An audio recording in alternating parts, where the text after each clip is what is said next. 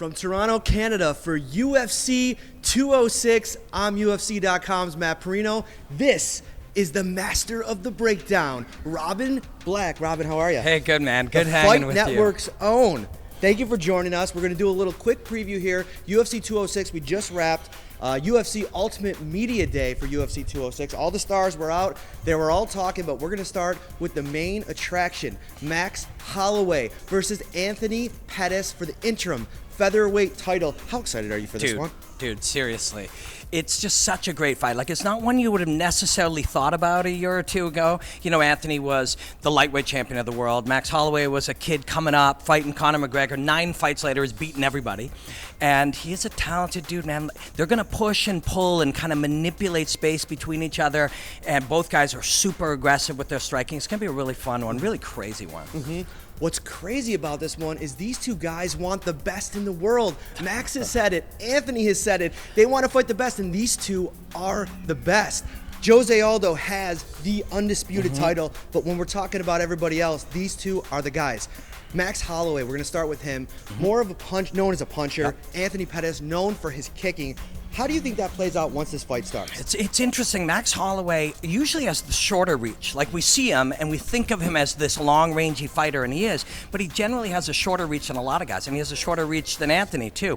But because of that, maybe he's learned to kind of disguise his footwork in with his punches. So when he puts traffic on you, that's when he's changing position on you. So he's a very smart fighter. That's how he's beaten guys like Jeremy Stevens, really talented guys. But it's going to be tough to pull that over on Anthony Pettis, man. This guy has written those books. He's such a smooth and elegant martial artist. It's a fantastic fight, and I think Max will try to pressure Anthony and see what he's made of these days. But in that Oliveira fight, you saw how tough Anthony was and how he has that kind of hungry contenders mentality back. Mm-hmm. Interesting you to bring that one up, because Pettis landed a couple debilitating body kicks, and that is where his strength is, and I feel like he's got to stay there. That's his range. Stay at range. You talked about this in your keys to victory for Anthony Pettis. He needs to stay at range. He needs to dip and dive, get out of there, and hit that body kick, right? Yeah, if he's outside, if he's moving around, if he's feeling confident, he's got that kind of arrogant swagger, you know, in a good way. Like, you know, and I mean that seriously, Anthony. Like, please don't take offense to that. Like, he's got that real swagger to him. And if he kind of gets on the outside and is kind of he finds in himself that moment where he's like, oh, this is just a kid. This kid can't hang with me. I am going to just beat his body and legs up. If he kind of gets that flavor happening in round one, it'll be a tough fight for Max. But Max is tough, mentally tough, getting better every fight, and supremely confident.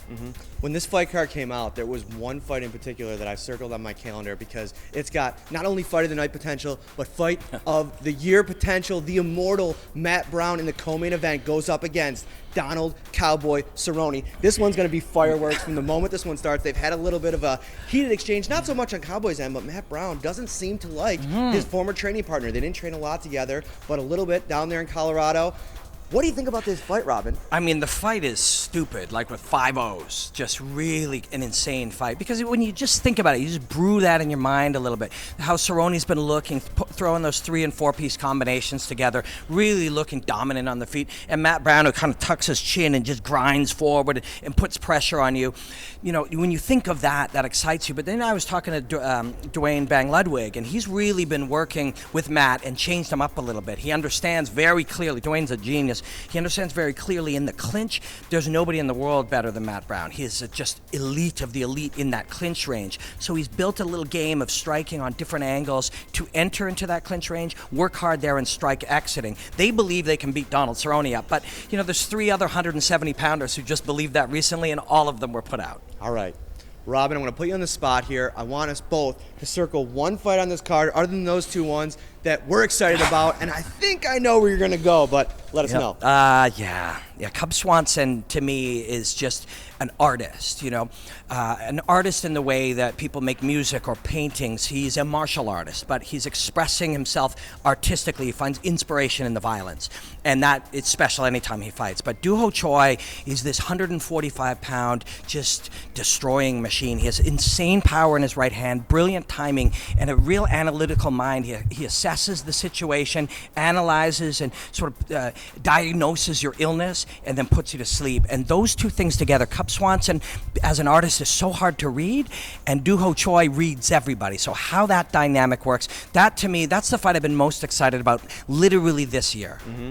We're going to take you to UFC Fight Pass to close this one out. Lando Vanetta. The guy is a game fighter. He comes to fight, and he's taking on John Makdessi, who is not afraid to throw down with anybody. And Lando is going to come out there. He's a grappler by trade, but guess what? He likes to sling those punches. What do you think about this one? It's a crazy fight.